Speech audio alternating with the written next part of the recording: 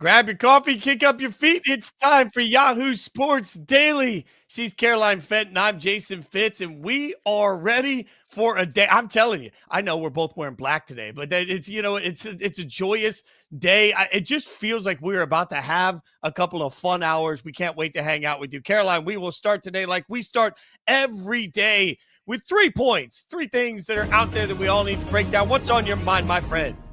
Yep, Fitzy, I promise the audience and everybody listening and watching, we do not text what we were wearing before the show. Yet I think we're maybe, 2 for 4 this week in matching shirts, matching colors. We are so just in sync, you and I. But let's start it off with probably the biggest news in pop culture and sports. I don't know if you heard, because if you haven't been on your phone at all, you wouldn't have heard, but if you have, you would have. Taylor Swift announced her new album on the New Heights podcast last night. It debuted last night, at least, and peak viewership live as it was debuting, Fitz, 1.3 million viewers. And before I went to bed last night, it was at 4 million views. Do you want to take a guess at how many views Taylor Swift's, debut on New Heights was?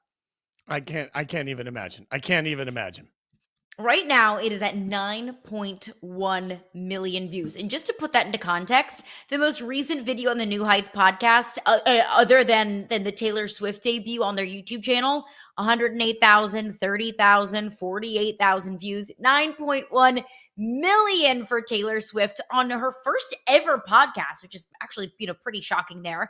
But I don't think those numbers should be shocking to anybody, because anywhere this woman goes, money follows and attention follows. And she made a joke on the podcast like, hey, the last thing that male sports fans want is more of me on their TVs and on their screens and in their podcasts. And this is what I have to say about any sports fan that complains about Taylor Swift. Look, I get it. Sometimes things just get shoved down our throats and we get fatigued, right? We got Patriots fatigue. We probably have a little bit of Chiefs fatigue. I adore Taylor Swift, not just because of her music or the business and platform that she's built for herself, but for the barrier to entry that has been broken down in the game of football because she's part of it. Football's an intimidating sport to get into and to become a fan of. And for some reason, the most popular sport in the world, fans feel like they can gatekeep it, that anybody that's new to the sport, they should be made fun of. Or if they haven't been a fan of football since the day that they were born, then football isn't for them. So it's intimidating, really, to get into football, to learn about the sport. It's kind of a complicated sport. My favorite tweet to come out from last night, by the way. I mean, look at those two. The most intimate Taylor Swift interview of all time comes from these two guys. Love it. But Taylor Swift has broken down that barrier to entry for so many football fans, new football fans, female football fans that maybe wouldn't have been interested in the sport in the first place. So as a female football fan myself, I thank you, Taylor Swift, for making football feel like it is truly for everyone. I will just say, I've had the opportunity in my music career to work with Taylor a couple of times. This is just incredible. And also, you mentioned yesterday your conspiracy, your tin hat that so many people have in life in general. I would like to remind every conspiracy theorist that sat there in the beginning and said that Taylor was trying to use something for popularity or that they weren't really a couple. All of the stupid things that were said at the beginning. There's a lot of people out there that need to stand up at the front of the line and apologize to the Kelceys and Taylor Swift for all of the dumb things they had to say at the beginning of their relationship. Frankly, I'm just happy that they're so happy together. And they looked so happy together, and it was very, very precious. They were so disgustingly in love on that podcast. Taylor made the NFL more popular. She made the NFL, a multi-billion-dollar business, more popular, not the other way around. That is wild and speaks to her power and her platform. Okay, I'll get you a platform moment for me that's on my mind, a point from last night. Free burgers. Okay, really, it's about the Brewers. The Brewers get their 12th straight win. Yes, that's impressive. Remember, they won 11 straight earlier in the season. In fact, they're 27-4 in their last 31 games. They are wildly, staggeringly on pace to win 100 games this season for the first time ever. That's all great. That's fine. But the real story here is free burgers. What are we talking about? Well, we're talking about a tradition that goes all the way back to the 1940s. That's right, the 1940s. George Webb is a local hamburger place that back in the 40s, George Webb committed that he predicted the Brewers, which were then a minor league franchise, could win 12 straight. And he said, if they do it, free hamburgers for everybody. Well, the franchise has always kept that promise, but this is only the third time. That's right. Since the 40s, this is the third time ever that they've had to make good on it. The last time they gave out vouchers for 175,000 free hamburgers. I can only tell you that right now, the city of Milwaukee is rejoicing in the fact that they have one of, if not the best baseball teams in the league. And there is no doubt that right now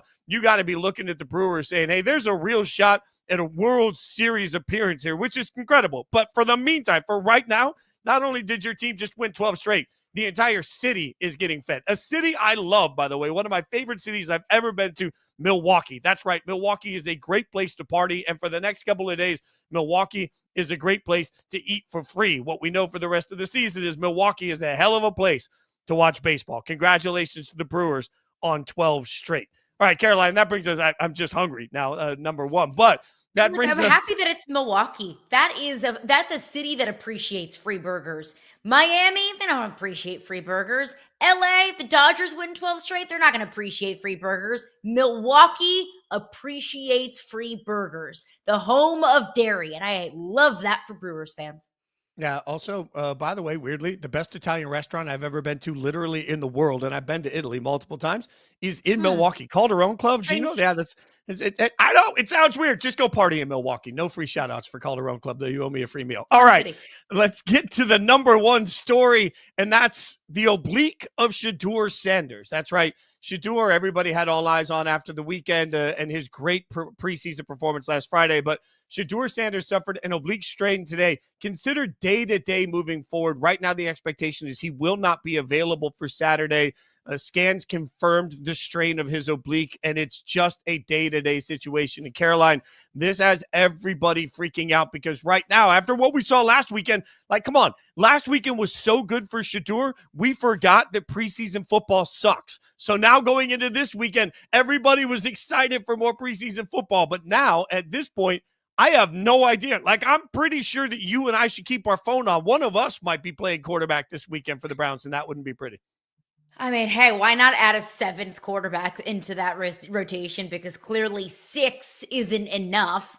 I also have to ask myself, what in the world is going on at Browns training camp? What kind of, intergalactic weights are they lifting in that training room? Because Kenny Pickett injured in training camp, Dillon Gabriel injured in training camp, Shedeur Sanders now injured in training camp. Now, look, I understand injuries are a part of the game, but my goodness, it feels like they're happening at a much more of a clip in Cleveland than really anywhere else in the National Football League. But I hate this for Shedeur Sanders. And selfishly, I hate this for me. And I hate this for football fans because Shedeur Sanders has made this preseason so much fun. He made watching the games last weekend and the subsequent conversation so much fun. But I hate this for him because he went from being on top of the world, of having the performance that I'm sure he couldn't have scripted to have gone any better. And then now you get slapped with this injury. And it does seem by all intents and purposes to be fairly minor enough. Of course, it's not something, at least that we know of right now, that's going to keep him off the field for an extended period of time. But now this opens the door for opportunity for Dillon Gabriel. And I don't think that there's any sort of competition for QB1, at least right now as it stands. Can that change? Of course it can. Anything can change from August to October or November. Seems right now Joe Flacco will get the starting reps week 1 and beyond, but that quarterback 2 position is up for grabs. So if Dillon Gabriel gets the nod this weekend in a preseason game, assuming that he is healthy enough to go out there and start or at least play, let's say Dillon Gabriel goes out there and lights it up. Boom! Now you got yourself, and I will use the term that I frankly despise, a quarterback controversy. On the other hand, Dillon Gabriel might stink it up, and then Shedeur Sanders, by doing absolutely nothing, catapults himself up the depth chart. So TBD, we shall see, but I hate to see this setback for a guy who really has started to kind of quiet down all of the pre-draft drama and the draft night drama and all of the, the off-season stuff, all of that we could finally look past and just talk about the football. But unfortunately, the injury bug bites again. It's important to note here, we keep talking about the injuries to the quarterbacks of the Cleveland Browns. Joe Flacco is not injured. Joe Flacco is not playing in the preseason because he is going to be the starting quarterback. Weirdly for me, I think that there's some element. I'll go back to music. We started talking about Taylor Swift today. One advantage many artists have that retire early or for whatever reason stop making music is they don't put out bad records. There's this weird moment when your favorite artist puts out 2 or 3 records in a row that you just don't like, and then you have to revisit whether or not they're your favorite musician. That happens for a lot of people, right?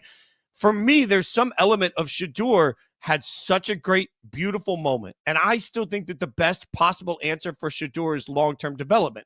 If that is the case, I kind of like the fact that he's not going to be out there this weekend with the potential of either putting up another great performance and then we have to answer more questions about whether or not they're going to start Flacco, which I still think is their intent, and that creates more controversy. Or even worse, if Shedeur weren't to play well in this game, then all of a sudden all of the Shedeur haters get ammunition that we don't really need in this conversation. Shedeur gave us a really great moment. Now let's focus on what the Browns' plan has been all along, which is short-term Joe Flacco or Kenny Pickett, long-term Dillon Gabriel or Shedeur Sanders. So knowing that the Browns told us this week that their plans haven't changed, he's still QB4 on the depth chart. So the Browns have made it clear that their plans haven't changed short-term or long-term.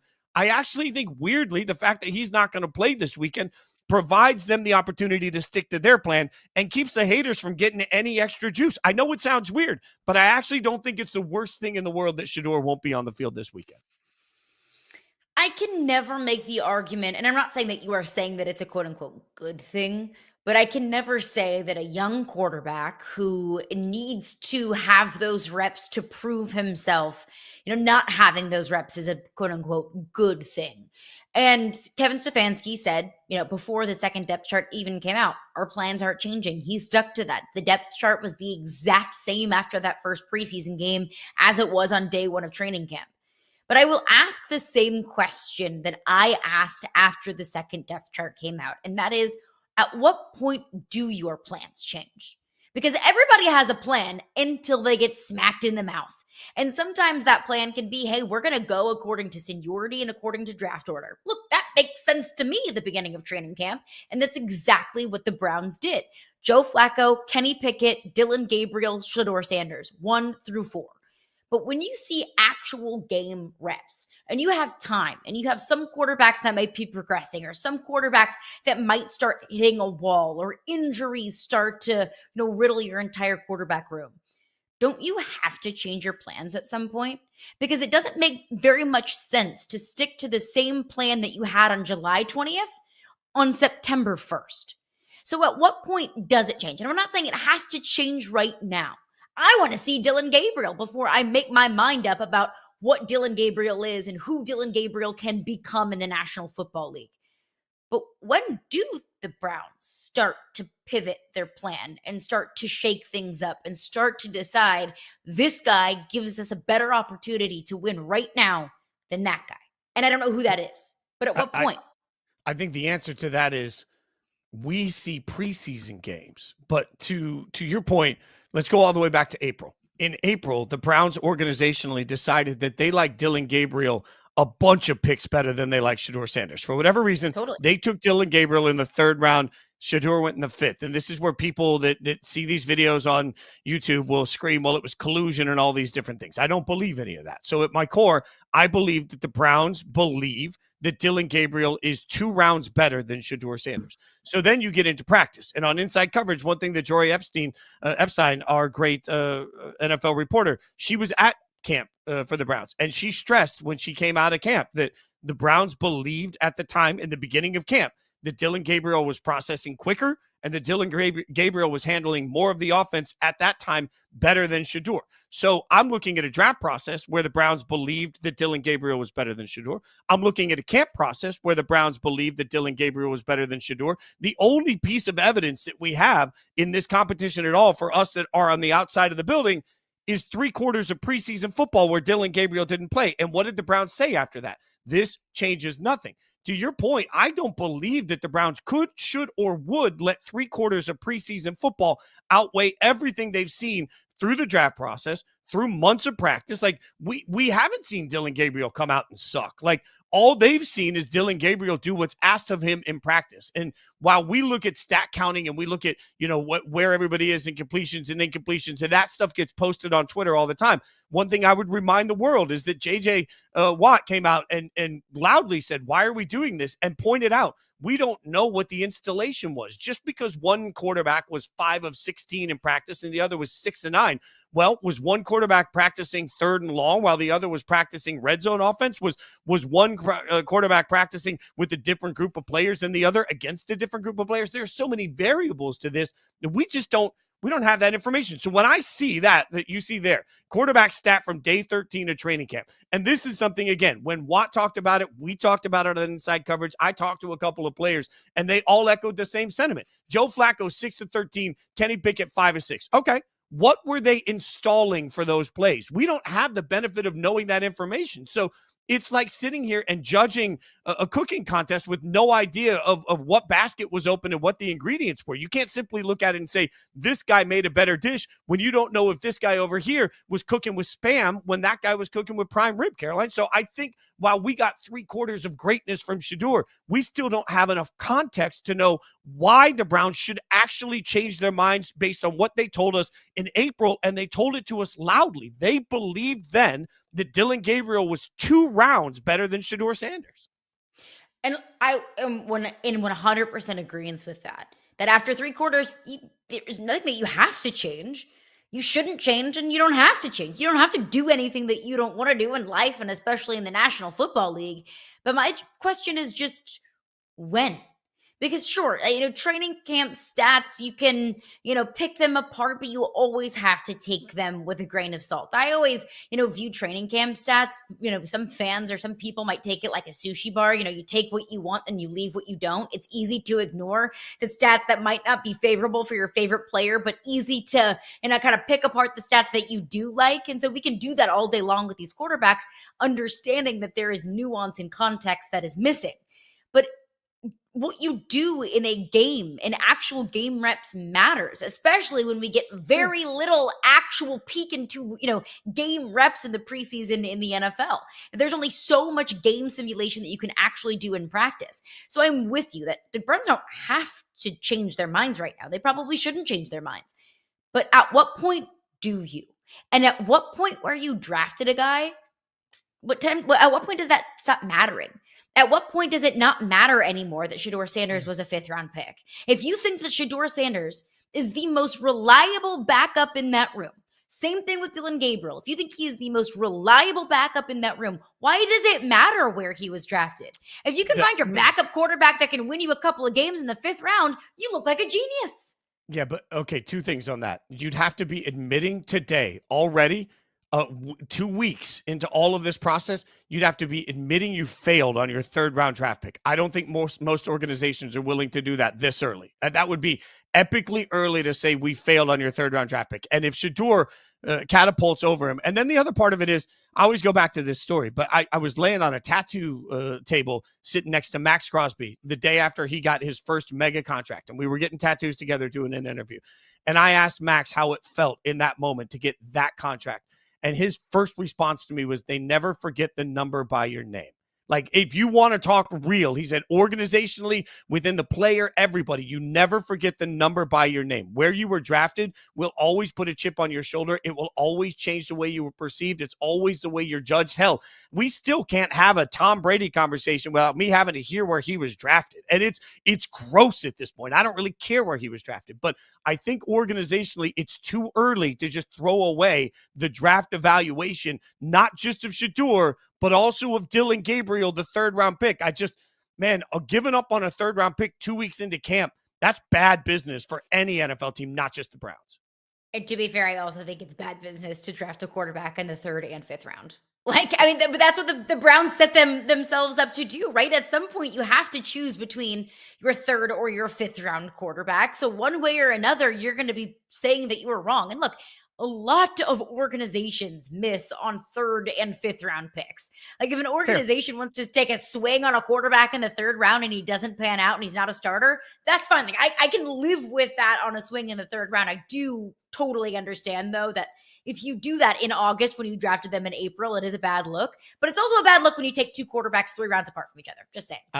I'm old enough to remember that when the Washington football team drafted Heath Schuler and Gus Frerotte in the same draft, and the concept of Gus Frerotte beating out Heath Schuler, he was such a highly regarded prospect, was so controversial for Washington. I remember that. So you're right. It was bad business draft night. That's how we reacted to it. We'll keep reacting to NFL news from across the league with one of my favorite buddies next. Frank Schwab going to join us. We'll get his thoughts on Brady taking shots at Joe Burrow. Woo! That's next. Yahoo Sports Daily.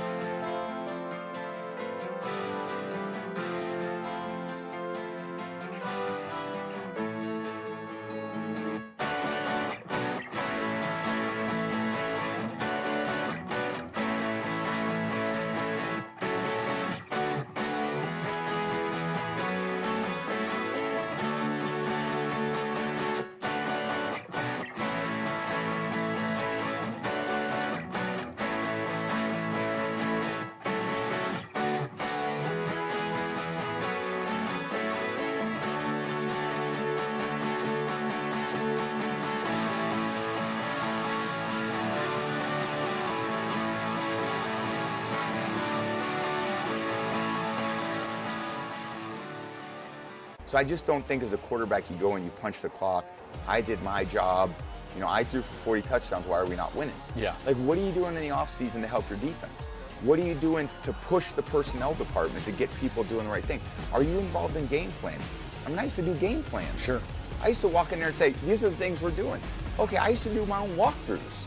I used to, all right, guys, I don't give a fuck if the coaches want to come. We're doing our walkthrough. Right. We're going to come up with our own signals because this is what I need to be on the field to be successful. Yahoo Sports Daily. He's Frank Schwab joining us. Caroline Fenton, I'm Jason Fitz. Frank, you can check out every single day hanging out on Inside Coverage. We've worked together on that show for a long time. You just heard a little bit of shade there, Frank. It feels like, am I wrong here? Am I reading too much into this? Is Brady throwing shade at Burrow? Because social media saw that clip and really felt like Brady was maybe digging in after QB1 in Cincy. Yeah, and there's some revisionist history here with Brady too, isn't there? I mean, how many years in Brady's career with the Patriots do we talk about, oh, he doesn't have enough receivers, oh, he took the hometown discount, but Belichick didn't really spend the extra cap savings on anything. Like, was Brady really running that front office there in New England? I don't think so, really. Maybe he offered some input and Bill was like, oh, yeah, okay, that's fine. I don't know that necessarily that's true. And Joe Burrow did like push the front office to re-sign T. Higgins, and they did that. You can't get involved with everything. And Tom was very good at getting guys together and walkthroughs and all that kind of stuff. Good for him. I don't think Joe Burrow's lacking in that category. I respect Tom Brady. I respect the heck out of Tom Brady, but I do think that there's, I don't know what was going on there because I don't think that Joe Burrow is not checking those boxes for the Cincinnati Bengals. I will say quickly too, Frank, I remember watching that documentary about Brady, and one thing that will always stand out to me is in that first Super Bowl, it was his teammates that came up to him and said, "Hey, you need to calm down." And as he continued the early portion of his career, he credited different teammates like Teddy Bruschi and guys like that, Mike Vrabel, guys like that, for sitting him down and saying, "Hey, you're partying too much. You're letting yourself go." All of these things, like TB12, was created in part from his teammates. I think maybe he's forgetting that who Tom Brady was at the end of his career, Caroline, is a lot different than who Tom Brady was in the first few years. Brady is still very young in his. I'm just saying, it's just at least context to the growth, Caroline. Yeah, and that clip from Brady there sounds like every grandparent saying, when I was a kid, I walked to school 6 miles in the rain, and I was schlepping. Like, no, you didn't. No, you did not. Like you quit playing revisionist history. And I do have to ask, at what point can Burrow not do anything more? I mean, the Bengals were the best passing offense in the NFL last season. I mean, he had an MVP caliber season. He's in MVP voting, and they didn't even make the playoffs. Like, what more can a quarterback do? And I guess I can apply that same question to Josh Allen and Lamar Jackson. Like, what more can these quarterbacks in the AFC do to break through? And we have to stop something, okay? And I saw this yesterday of, well, the only way the Bills are going to beat the Chiefs is if Josh Allen beats Patrick Mahomes. Like, what? Like, we're saying Josh Allen's not doing enough for the Buffalo Bills right now? No, it's still a team game. We need to stop this whole, like, it's only the quarterback, and that's all we're going to focus on. You're right, Caroline. Absolutely. Josh Allen is one of the best quarterbacks we've ever seen. Lamar Jackson is one of the best quarterbacks we've ever seen. Joe Burrow just had, by some statistical measures, the greatest season ever for a quarterback that didn't make the playoffs. I'm not putting that at his feet. So we just need to stop this whole quarterback centric, like, oh, it's because Josh Allen hasn't beaten Patrick Mahomes yet. No, the Buffalo Bills haven't beaten the Kansas City Chiefs yet. This whole, like, quarterbacks don't play tennis, guys. Okay. It's not one-on-one. It's still a team sport. These guys, Joe Burrow, we cannot ask Joe Burrow to do any more than he did last year. He was Superman. He was awesome. He was incredible. One of the 3 quarterbacks in NFL history to throw 40 touchdowns and not make the playoffs. I mean, just the second best passer rating ever to not make the playoffs, et cetera, et cetera, et cetera. It's not on him. It's on the Cincinnati Bengals. Get the Trey Hendrickson deal done. Add to your defense. Do some other. Let's quit blaming quarterbacks for every single thing when they just can't beat the Kansas City Chiefs. That, Frank, is interesting to me because I love your ability to be a historian sometimes. Have you ever seen an era that you can remember in the NFL that had this many good, like, Hall of Fame level quarterbacks that are simply not going to have a chance to win a Super Bowl? And that's the thing. The only thing I could ever compare it to, and I know it's such an easy comparison, and I'm almost sorry for it, it's the 90s NBA. I mean, Josh Allen is Charles Barkley, and Lamar Jackson is Patrick Ewing. And I mean, one guy is sucking up all the championships in the room.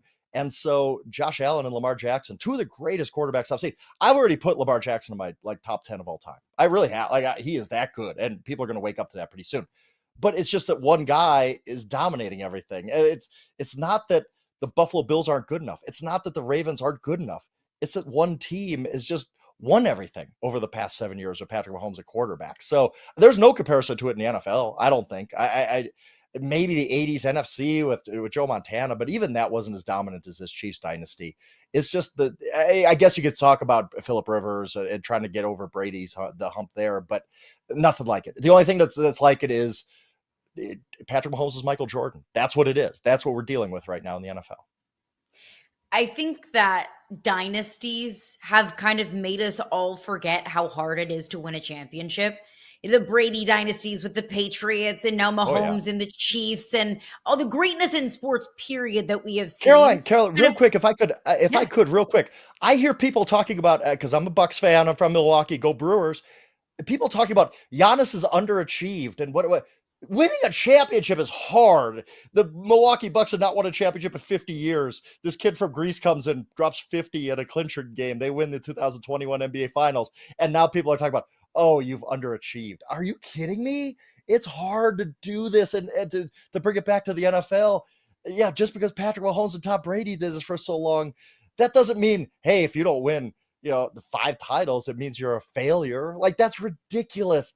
Winning 1 is hard. Getting to 1 is hard. To your point, Carol, I'm sorry, but you get me fired up this morning. It's too early to be this fired up because I just, these narratives out there about championships and, oh, now that you won 1, you move the goalposts. So you say, oh, Jokic has won 1, but why hasn't he won 2? Well, you know why? Because other teams are trying to win championships too. Because the Oklahoma City Thunder is really good. Yeah, that's why. It's not because these teams or players failed in any way. I'm sorry. It's way too early for this, Fitz. Way too early for this, Caroline. I don't. No. I can't do That's this what show we're here anymore. for. You're getting me too excited. Don't ever apologize for Feisty getting Frank. fired up, Schwab. Yeah, that is what we were here for before 10 o'clock in the morning. But all of that being said, it will be a massive failure if the Bengals cannot win a championship with Joe Burrow and T. Higgins and Jamar Chase. That would feel like a failure of epic proportion from the Cincinnati Bengals organization. At least But make the there are a lot of playoffs. teams- Yeah. At the very least, like, we're not asking for much. Like, the bar is literally on the floor. If you score 30 points, win that game. Maybe don't lose 4 games when you score 30 plus points. Now you're getting me fired up. My face is getting red. 3 teams that are getting a lot of love this offseason that I'm not buying into it. The Washington Commanders, the Pittsburgh Steelers, the New England Patriots. Ooh. Am I a hater? Do these teams Yes, deserve you're a hater, the but that love is- that they're getting in the offseason? Fair. Caroline, you're a hater. It has nothing to do with this conversation, but yes, you are. No, I agree with you fully on the Commanders. The vibes there are not good, especially the McLaurin thing. The McLaurin thing is worrying me now. I hadn't worried about it. And then talking to Charles Robinson yesterday on Inside Coverage, it's like, no, they're far apart. This is not really pretty right now. And I wonder, is he going to miss games, or you signed the day before the season? That means you're really working yourself into football shape in September. That ain't good for the Commanders, who are a regression candidate. Steelers, I think, are just middle of the road. I really don't know. I just think we're going to get to the end of the season and say, was this all worth it? This Aaron Rodgers drama to go 9-8? Like, I guess, whatever. The Steelers are kind of a whatever to me. The Patriots are very interesting. I know, Fitz. I know you hate the Patriots this year, but we saw Travion Henderson make an impact. Their draft class is really good. Their free agency class is really good. Vrabel is a great hire, and that schedule is so easy. They could skate into 7-8 wins, and if you have some good luck for you, you get 9-10. So I understand where you're coming from, Caroline.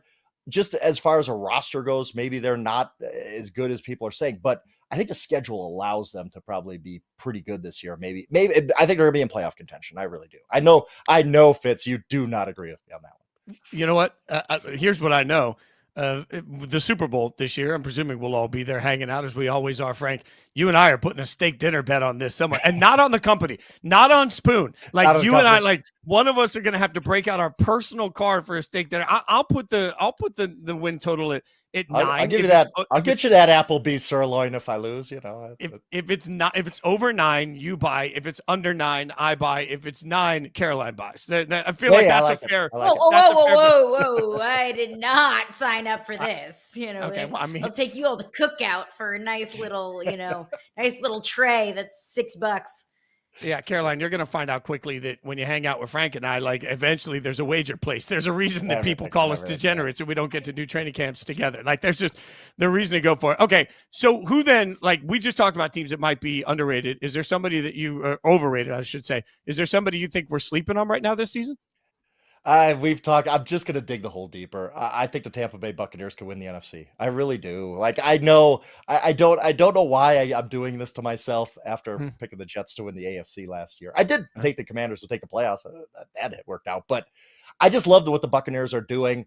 I think Baker Mayfield's a top 10 quarterback. Their defense did show improvement at the end of last year. I thought they made good additions to it. I mean, Hassan Reddick is going to make a difference here. Yaya Diaby is going to have a breakout season. I just like everything about the Buccaneers, and I do think they're going to win that division by 3-4 games. I am not a believer in the Falcons at all. Definitely not a believer in the Panthers, and we know the Saints are going to stink. So I think the Buccaneers win that division by multiple games. I think they could backdoor themselves into the number 1 seed in the NFC just based on that. The Rams and 49ers are going to battle. The NFC East is going to eat each other up a little bit. The NFC East, I don't think the Eagles are just walking to another 14-win season. I think it's the Buccaneers. I think they're the one team that I'm going to just plant my flag and hope they don't make me look stupid like the 2024 Jets did. You could never look stupid, Frank. You're too beautiful, just inside and out. I'm really buttering you up because I have to get your thoughts on this. We know how how much I appreciate your bald head. In fact, I tried to replicate it last year on Inside Coverage, although I was told I looked either like a prisoner or a cancer patient. Like I was told that didn't work. But Brock Bowers has shaved it off. What do we think of Brock Bowers in year 2 going full dome? I had not seen this. He looks hardcore. He looks like a movie villain, right? Like Right? he looks like that is. See, I that's think a he good looks like look a of- giant baby. I love that because Brock showed up and I was like, bro, I've been there. Just get out the Clippers. It's fine. But Brock looked like he's like, I'm too busy with football. I'm just gonna roll out of bed and I don't care what I look like. So yeah, I like this look for Brock. He looks a little tougher, a little meaner, a little like sometimes you just got to admit to yourself, like it's over. The hair ain't coming back. You just got to go. You just got to shave it. There's nothing to be done at this point. You just got to go with it. And yeah, Fitz, never shave your head again. That was Look, all right. First and foremost, Brock looks a lot like our new teammate Josh Pate, who we have a lot of love for on this show. Pate and Brock Bowers look like they could be twinsies. But I think the fact that Caroline said he looks like a baby, I think he looks like a maniacal villain. He looks like he belongs in a Superman movie. That's me. Yeah. Unfortunately, New when I Avengers shaved my are head, coming. I looked like like it was either sick or an inmate. Like that's it. There was no in between. People either said, "Oh my God, are you dying?" or "Oh my God, are you headed to prison?" Like that was it. So you're right, Frank. I won't try it again. It could be both. It always could be. I wouldn't either way. It wouldn't work well for me. Frank, we appreciate your time. Check him out on Inside Coverage Monday through Thursday. Hanging out with you 6:30 p.m. Eastern Time live on YouTube. You can check out Frank and the entire crew. Appreciate you, my friend. A shot and a drink as soon as we're in the same city, brother. Absolutely. Love you two guys. You guys do a great job. Appreciate being on. All right. That's Frank Schwab hanging out with you, giving you the best. All right. The Portland Trailblazers sold. Are they going to relocate? Maybe they're lucky and they won't have to, unlike other teams that are being sold. We'll break it down next on Yahoo Sports Daily.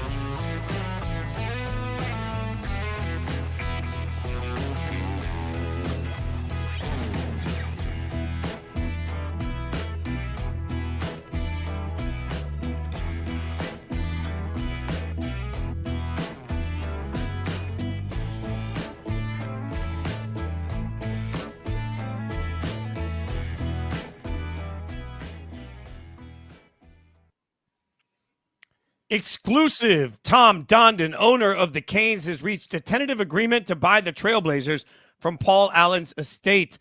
Remember, Dondon bought the Hurricanes in 2018 for $450 million. His group intends to keep the NBA team in Portland. It's Yahoo Sports Daily. She's Caroline Fenton. I'm Jason Fitz. And I do think that's a little interesting. Like, you've got an owner that owns a hockey team in Carolina. He's Dallas-based, I believe. And then he also owns an NBA team in Portland. That's it's at least interesting, and it follows this track right now. I don't know. I mean, Paul Allen, the passing of Paul Allen and his estate handling the team is, I'm certain, part of this, but this comes on the heels of the Celtics being sold and that being finalized. Caroline, it's like you get a team, you get a team, you get a team. Full Oprah here while all of these NBA teams are sold. Yeah, to be so rich to just wake up one day and say, you know what? I feel like owning not just one professional team, but two. And it is pretty shocking to see that number. Just to go back to the Carolina Hurricanes of it all, 7 years ago in 2018, he bought the team for $450 million. That sounded really low to me. Doesn't it sound low? Yeah. So I just checked the valuation, and this was as of December 2014. So just, less than a year old. The calculated value of the Carolina Hurricanes per Forbes, $1.25 billion.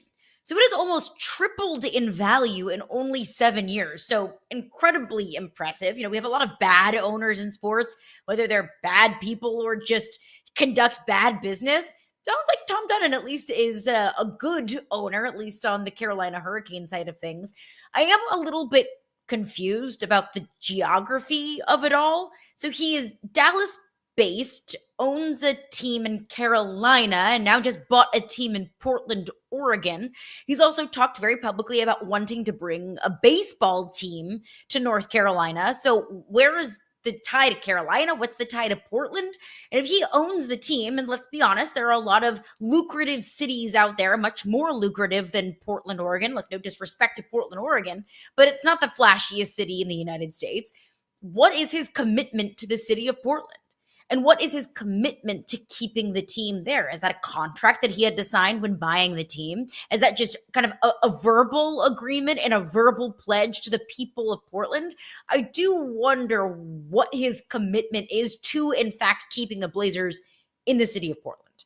Yeah, and what's that commitment look like? Today, it makes a lot of sense. If there's a wavering of ticket sales at some point, like what's that long-term commitment to the city? You never know, but at least he gets the option. And I want to swing this over here to the WNBA because note, you have an NBA owner that is buying a team and deciding where he wants to put it. You don't even have that freedom in the WNBA. This might be the craziest story that not enough people are talking about. The Connecticut Sun, which are the only team in the WNBA that's owned without any tie to any NBA team and has been in Connecticut since the early 2000s. Well, it's been widely reported that they are up for sale. They got a bid from a buyer, a minority owner in the Celtics that wants to move them to Boston. But for whatever reason, Kathy Engelbert, the commissioner of the WNBA, never presented that for vote. So then because the exclusive bidding time expired on that, other owners were allowed to come in and try and bid on the opportunity to buy the team. One person has come in and bid on the opportunity to buy the team and wants to keep them in Hartford, Connecticut, right down the road from Mohegan where they currently play in an arena that's being refurbished. But the W is turning around saying, no. We don't want that. The W is trying to force the sale to allow the team to go to Houston. They don't even want them in Boston. So to be clear here, Caroline, the WNBA, with all of the wild valuation that's coming in for franchises right now, is trying to not only decide for Mohegan who they can sell to, but they're trying to force Mohegan to sell it to someone that will put it in the city that they wanted it. This is wild to me for the WNBA to come in and feel like they have that level of power. Yeah, look, the WNBA being picky here, I think, is a horrific business plan. Because I understand that the WNBA, just in the league's existence, is in its infancy relative to Major League Baseball or the National Football League. And it's especially in its infancy of growth and actually creating revenue. So we can't compare the WNBA to maybe some other franchises because they have to go about business differently. But this is just going about business in a very smart way. Because if somebody buys something, they can do whatever the heck that they want with it. And being in Boston, one of the best sports cities in America, I think there's a very strong argument that Boston is the best sports city in America. And it's also a sports city that is more and more embracing women's sports.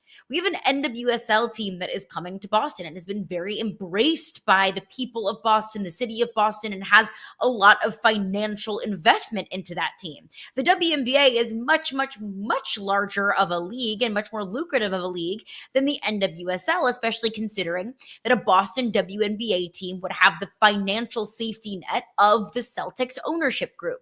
And it's also Boston. Like, shouldn't the WNBA want to be represented in some of the largest and best cities in America? And especially geographically, it makes so much sense.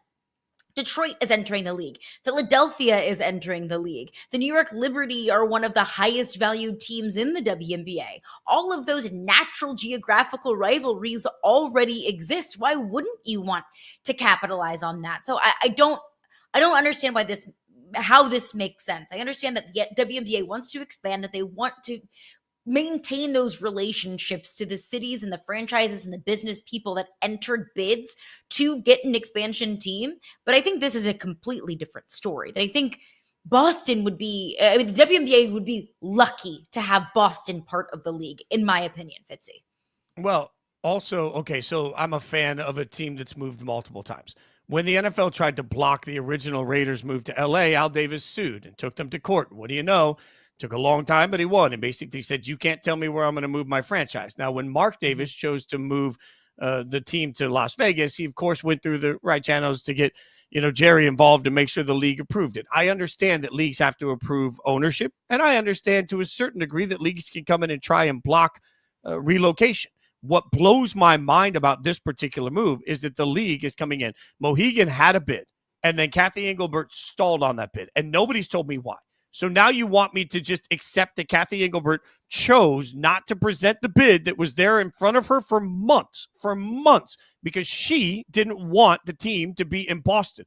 When did she get that right? Like, the minute they sold, they had the opportunity to present that bid. She chose not to. Now, on top of that, they have a bid to go to Hartford. Again, I live 10 minutes from that Hartford arena. I understand how much women's basketball means to the state of Connecticut. I will admit my bias to all of this. I go to Connecticut Sun games. I understand that. This is a move of about 40 minutes. It's about a 40-minute drive from where they want to go to where they would be playing now. That's not a relocation. So now they have a bid coming in that doesn't require relocation at all. Who the hell is the WNBA to turn around and tell the Mohegan tribe that owns this team currently that they can't keep the team in the state of Connecticut should they choose to? I cannot remember ever a pro sports league coming in and going to an existing team and saying, here's who you're going to sell to, and here is where you must relocate. That is such a wild abuse of power and ownership. I can't imagine a court would ever uphold it. I frankly hope it's also the WNBA is sold out or sued out of this, because you can't tell me not to do it. You can't tell me what I can and cannot do. And it's also just a bad business decision by the WNBA. That now the WNBA that has seen growth like we have never seen in a league before in such a short period of time, that we had 9 cities get denied for a bid for an expansion team. 9 very smart and rich people who wanted a piece of the WNBA.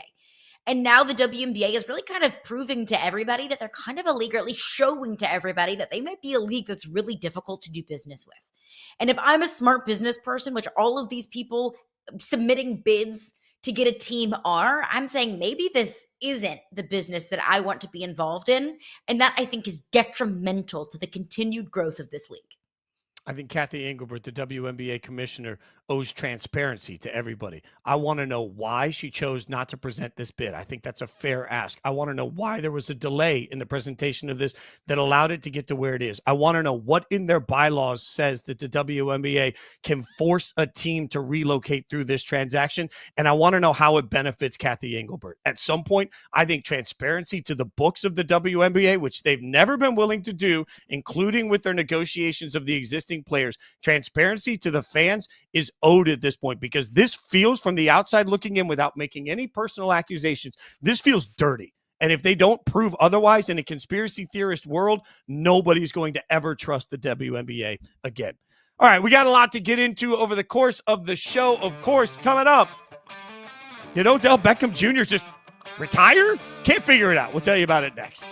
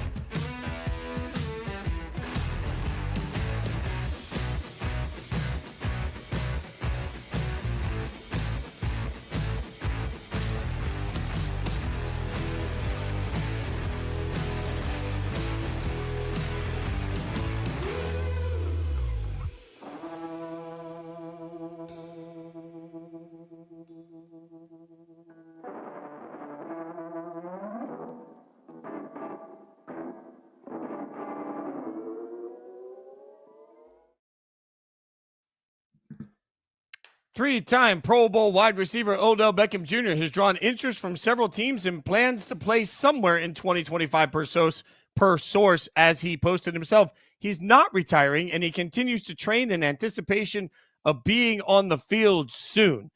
I don't know. Caroline Fenton, Jason Fitz, Yahoo Sports Daily. It is this is wild.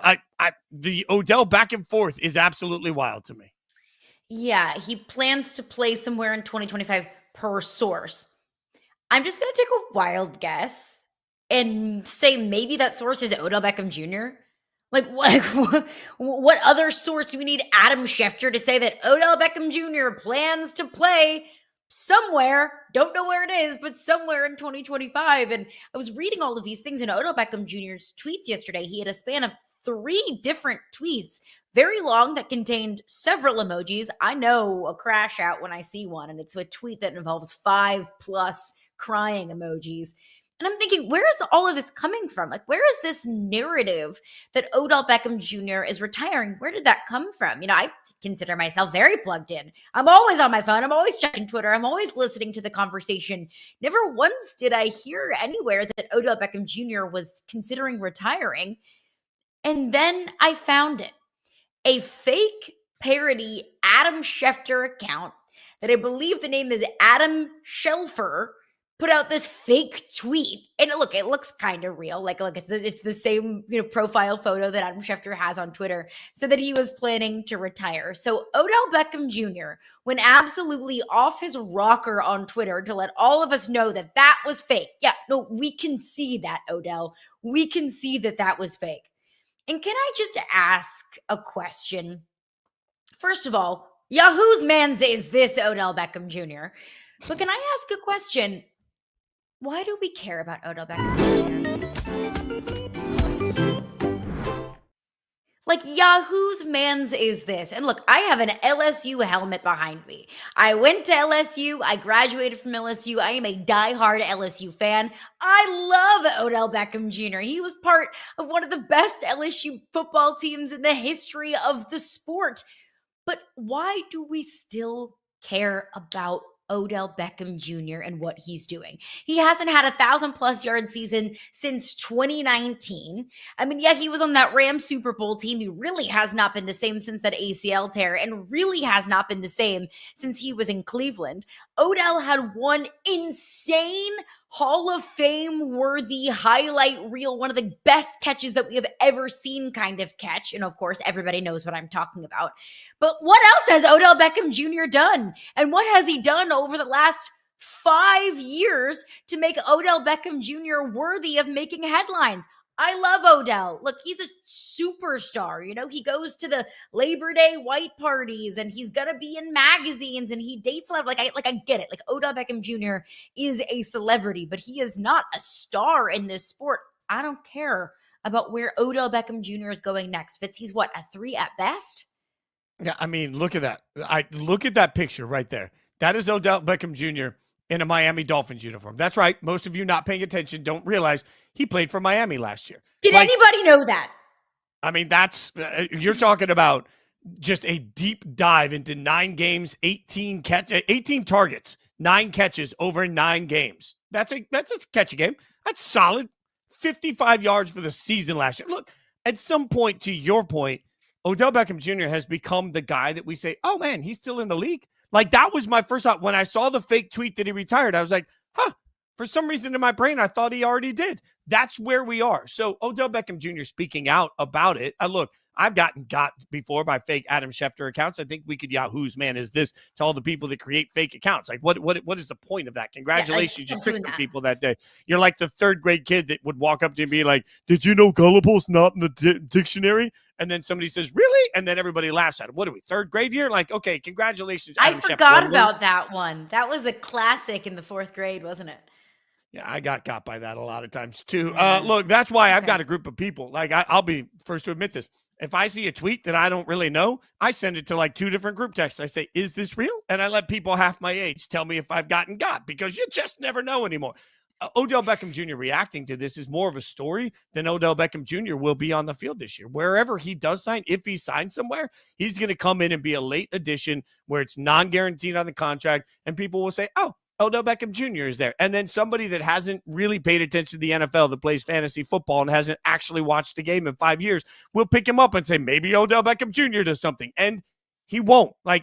The memory of Odell Beckham Jr. matters far more than the actual play that we're going to see right now on the field. So I guess that's the moment. Maybe this is a sign that Odell Beckham Jr. should consider retiring, because this is a great time to use his media platform. He still matters to all of us. So go out and use your microphone, because I think that might be more effective than anything you're going to do on the field. And look, if Odell Beckham Jr. has some sort of career renaissance this year, wherever he ends up, then great. I will cherish that, and I will cheer for him, and I will, thoroughly enjoy watching that. But if there is a fake tweet that says that you're retiring just, for, fun S's and G's, and everyone believes it, maybe that's a sign. Can I add a second Yahoo's man is this? I just Yes, have to please. say Yahoo. Okay, I'm the going to bring in yodel a second. I just really wanted to see that again. Can we add Mac Hollins to this list? Because Mac Hollins out there saying the wimpification of America. I'm using a different phrase. No, yeah, he People did are not say soft. wimpification, but No. use your imagination. If he said wimpification, we could actually show you the clip. But instead, he basically flat out said Americans are soft because they wear shoes. Okay, I just need to loudly say, look at those feet. I realize that might be a fisheye lens or whatever, but those feet are still daunting, Caroline. I'm not asking for America to be wimpy. I'm asking for you to cover your feet, dude. Just socks, shoes, sandals. And I know this has been a thing his entire career. My God, I watched him with the Raiders. I realize he doesn't like to wear shoes. I get it. But calling everybody else wimpy for just forcing me not to look at their ugly feet. Every time I'm on an airplane and somebody's sitting there with their shoes off, I think they should be immediately asked to leave the plane. So I'm in for the wimpification of America if it means you cover up your uglies. Well, those aren't feet. Those are skis. Those are the longest feet I've ever seen in my life. And Matt Collins, bold move, giving out those feet pics for free, my man. Those are going for a pretty penny on the internet. I've never looked at someone in public not wearing shoes and thought, you know what? That's a badass. Now that is a cool, tough, hard person. Never. I've usually thought, is that person okay? Have you never feared tetanus? If that makes me a weenie, being scared of tetanus, then fine. Call me a weenie all day long. I'm scared of tetanus and toe jam. I'm just saying, wear some feet, Mac. Wear some shoes, Mac. That's what we all want. All right, coming up, hour number 2 of Yahoo Sports Daily. Is it time to start the dart? We'll figure it out next.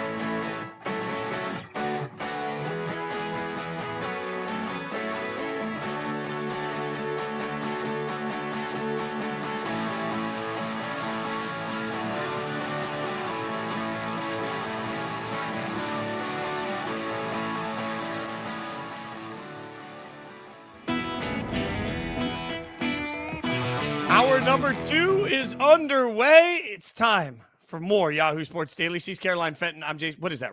Are we raising the roof? Are we dancing? What are we doing, Caroline? Hour 2.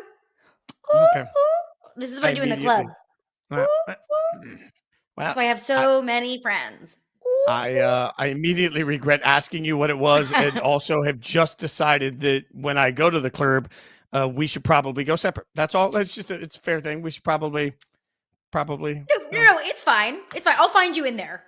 Okay, perfect. Yeah, just great. look me up. All right, we'll start this hour not at the club, but with 3 points as we always do. Caroline Fenton, what is on your mind? Well, Jason Fitz, it's another day and another Cowboys story because it has been widely reported that Micah Parsons and the Dallas Cowboys haven't talked about a deal in months. You see it there. Adam Schefter says nothing has changed in the negotiations between the Dallas Cowboys and Micah Parsons. This has been an ongoing fiasco, not even just throughout the preseason and the offseason over the last couple of months. This has been an ongoing thing over the last couple of years, going back 2 years ago when Micah Parsons was eligible for a new deal. And you're telling me that we are now less than a month from the start of the season and the Cowboys and Micah Parsons haven't even talked? And Jerry Jones spoke with the media at Cowboys training camp just a couple of days ago, and he was asked straight up, and I appreciate the reporter that asked the question, said, what's holding up these negotiations and what's holding up you signing Micah Parsons to a deal? And Jerry said, nothing. Nothing's holding us up. So Jerry Jones is finally acknowledging that, look, there's nothing stopping us from signing a deal, that all it takes is Jerry saying, you know what, Micah, fine, whatever you want. However much you want, whatever the term is, whatever your guarantees are, whatever your incentives might be in this contract, I am the only thing standing in between you and the dotted line. So I will bend the knee to you. So if I'm a Cowboys fan, I have long believed that this deal was going to get done. I've said that the last couple of weeks. I've said that the last couple of months, that I was willing to not just bet my house, but also Fitz's house on Micah Parsons being in a Cowboys jersey on the field and playing for Dallas week 1. I still kind of believe that, Fitz, but my confidence is wavering a bit. If they have, in fact, not talked at all in months, not just days, not just week, but months, that's concerning if you're a Cowboys fan, especially considering how kind of awful Jerry Jones has been, frankly, publicly about these negotiations. I said it yesterday. This is like watching a divorced couple fight very publicly. Even if they end up back together, we're all going to wonder what things are really like behind closed doors between the Cowboys and Micah Parsons. All right, I'll get you to my point for this hour, and it comes with some much happier news. This is great news for tennis fans all over the world. Venus Williams is set to make a return to the U.S. Open, actually after 2 years away. So the last time she was there was 2023. She's 45 years old. She'll become the oldest person to compete in the singles event since 1981. The two-time U.S. Open champion makes a return, which is absolutely huge for the sport. And the announcement comes on the same day that it's announced that she gets her own Barbie to signify the impact that she has had, not just in sports, but to all of society. There are certain people that just transcend. There are certain people that force eyeballs no matter what is happening. And frankly, we talk about this all the time in things like golf when we talk about the effect of Tiger. The effect of Venus is so powerful in this situation. The fact that she will be back on the court, the fact that it's been 2 years, the fact that she is 45, the fact that she has the opportunity to continue to grow her platform. This is a beautiful and smart move by the U.S. Open to give her this wild card entry, and all eyes will be on Venus to see how she can compete. Frankly, no matter what it is at this point on the court, we will all stop and appreciate the greatness of her career, the greatness of the individual, the greatness to her societal impact, and the greatness to what this means for eyeballs for the U.S. Open. All right, that brings us, Caroline, to our number 1 point of the hour. Is it time to start the dart? I'm just going to say that repeatedly now. Mike Goldfarb, our great producer, said start the dart earlier. I've been thinking about it all morning. I can't stop thinking about it. Jackson fantastic. Dart, not just the best name in the NFL draft this year, but also at least trying to find his way onto the field as the starter for the Giants. And the more we keep hearing that he's ahead of schedule, and the more that we keep thinking about the way he looked in the preseason. I understand Shedeur is what we love to talk about, but Jackson was also very, very good in this game. I just wonder, to your point earlier, you asked, when is it time to change your plan? I wonder if Russ can play well enough to actually hold off Jackson Dart for the Giants. Quick note there, Jackson Dart doesn't even have the coolest name in his family. His younger brother's name is Diesel. Diesel Dart? Oh, Diesel man. Dart. Diesel Dart. That's something that even Key and Peel in the the East West Shrine Bowl game couldn't even make up. Diesel Dart. I mean, you are just born to be You a better quarterback be an athlete. at that point. You better be an athlete. Like if you're like You me, can't a be a fat kid mathlete playing named Diesel dodgeball. Dart. Yeah, Ooh. Diesel Dart getting like a fat kid named Diesel Dart doesn't stand a chance. But if you're going to be Diesel Dart, the athlete, I mean, seriously. I mean, like you got big shoes to fill just because obviously your older brother's not a quarterback in the NFL, but with the name Diesel, like, I mean, you better win a Heisman Trophy. You better be the first overall pick, and you better bring a miserable franchise out of the depths of hell with a name like that. But I digress. To your point about Jackson Dart, look, there is a philosophical debate that has existed in the National Football League for such a long time. The philosophy of sitting or starting the young quarterback. And look, back in the day, like 30 plus years ago, it was inconceivable that a rookie quarterback would be starting. I think about Terry Bradshaw, right? He went to his head coach and said, I was a first round pick. Let me see the field. And they said, no, sit and wait and learn. We didn't rush quarterbacks. We didn't rush players to begin with. We didn't microwave products.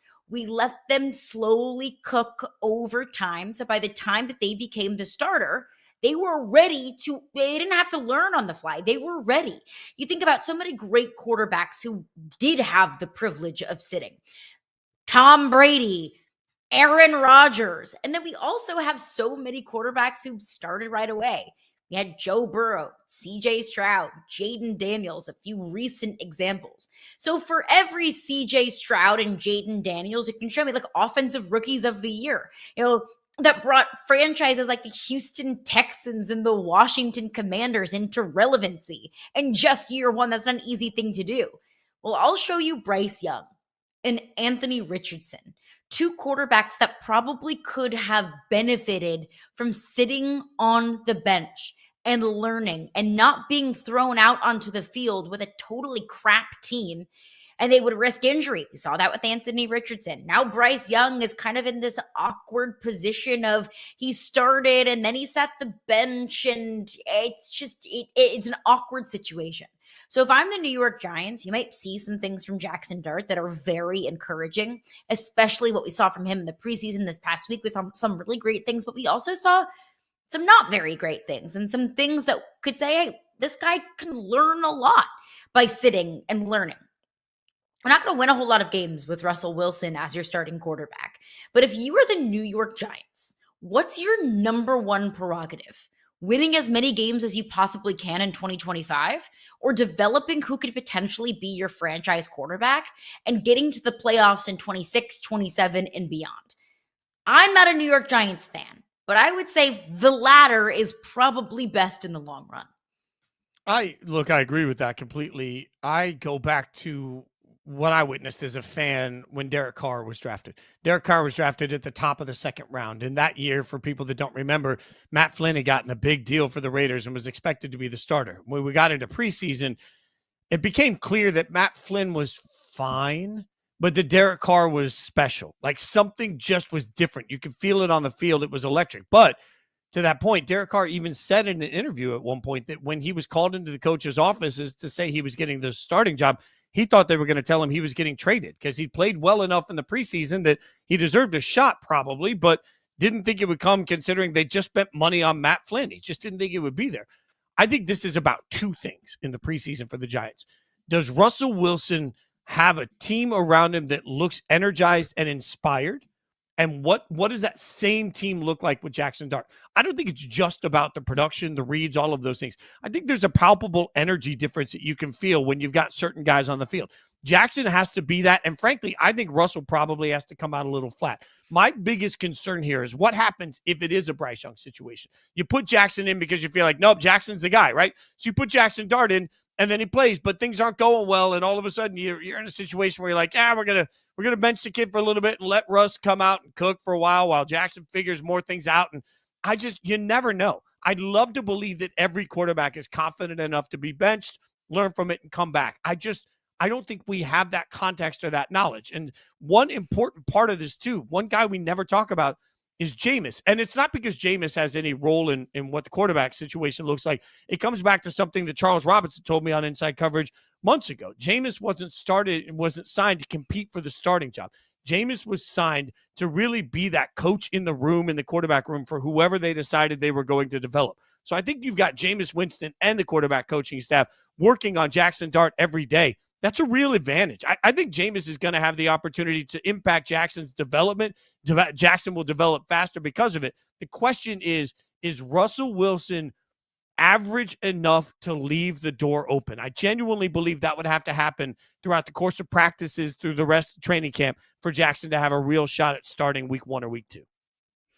And I don't think he should have a legitimate shot at starting week 1 or week 2. I really do not. Let's say today you think that he's ready to start week 1. Well, what's the harm in just sitting him? I think that it is more detrimental to start a quarterback too early than it is to start a quarterback 2, 3, 5, 6 weeks after he's actually ready. What's the harm?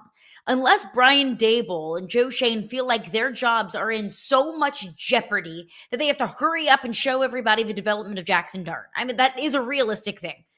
People trying to look out for their jobs and their livelihood, like, I do not blame them in the slightest. But if that's really what the plan is, we have to hurry up and start the kid to save our jobs. Are you really going to save your job? Period. Like, is that really the best thing to save your job? If you put Jackson Dart out there before he's ready and he gets absolutely obliterated because, let's just say, Malik Neighbors has been hurt. Let's say Malik Neighbors isn't going to play. You're going to stick him out there with 2s and 3s with an offensive line that's, struggled to pass protect. I don't believe that's the best philosophy long-term for this franchise. And I don't think that's the best way that Brian Daboll can save his job. Well, and to that end, we love to play the schedule game and actually look at the information here. They start with the Commanders, a division opponent. Then they get the Cowboys, a division opponent. That's always tough. Mm-hmm. Then they get the Chiefs. Then the Chargers, the Saints, the Eagles, the Broncos, the Eagles, the 49ers. Like, if I'm the Giants, do I really want to put Jackson out? Same question we've asked about Shedeur, given how hard the schedule looks at the beginning for the Browns.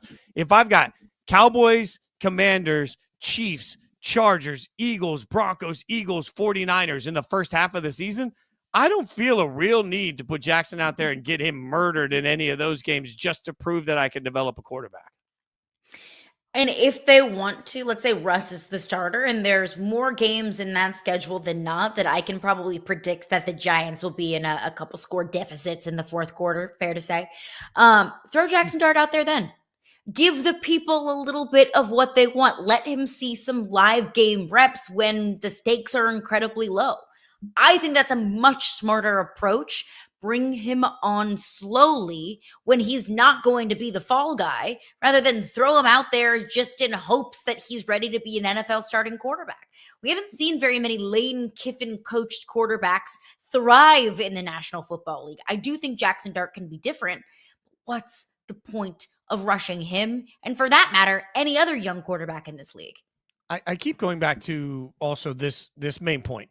The fact that we're even talking about how does the timeline impact when they should start Jackson Dart, that speaks to all of the things the Giants have done wrong in this offseason for the development of their young quarterback. We'll continue to break down young quarterbacks. We'll do it with one of our favorite experts next. Inside, I almost called us Inside Coverage. Yahoo Sports Daily. Ross Tucker going to join the show next.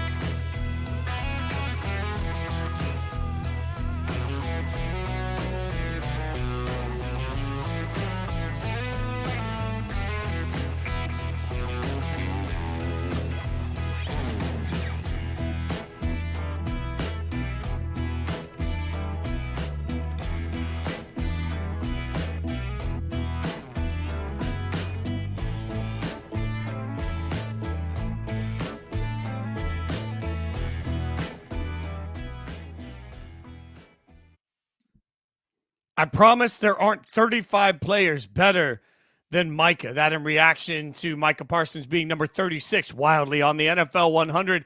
That tweet from Ross Tucker. He joins us now, host of the Ross Tucker podcast, who you should follow on social media at Ross Tucker NFL. Ross, we'll get to some of the initiatives you're working on, futurefans.com. We'll do that in just a minute. But first, let's start with this whole Jerry Jones thing. Just at its core, what gets this done? Are you surprised that we're still sitting here talking about it at this point?